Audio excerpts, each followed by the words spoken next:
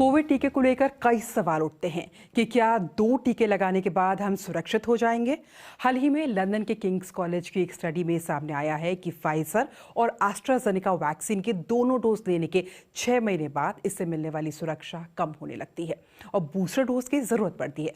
BBC के स्वास्थ्य संवाददाता सोफी हचिनसन की ये रिपोर्ट देखिए। ब्रिटेन की आबादी के लगभग 1/3 युवाओं को कोरोना वैक्सीन की दोनों डोज लग चुकी हैं, पर इससे वो कब तक सुरक्षित रहेंगे, ये एक बड़ा सवाल है। सारा एक टीचर हैं, उन्हें भी अप्रैल में दूसरी डोज लगी, पर जून के महीने में जब उनके परिवार के लोगों को कोरोना हुआ तो वो भी संक्रमित हो गई। मैंने खुद को अलग कर लिया था, दूसरे कमरे में रही, खिड़कियां दरवाजे खोल कर रही, कमरे से बाहर मास्क लगा कर जाती थी।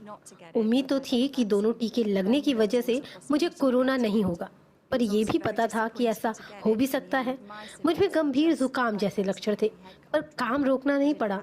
मैं घर से ही काम कर रही थी, बीच बीच में थोड़ा आराम करना पड़ता था, पर बीमारी पिछली बार से गंभीर थी।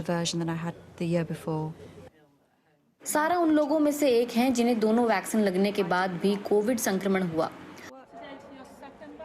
हाल ही में जोई कोविड टीम ने एक रिसर्च की जिससे पता चला कि कुछ वक्त के बाद वैक्सीन का असर कम हो जाता है। इस स्टडी में ये भी पता चला कि फाइजर और एस्ट्राजेनेका वैक्सीन का असर दूसरी डोज के कुछ वक्त बाद कम होने लगता है, पर वैक्सीन से गंभीर बीमारी से सुरक्षा जरूर मिलती है। इस रिसर्च से ये पता चलता है कि हमें इम्यूनिटी लेवल पर नजर रखनी होगी।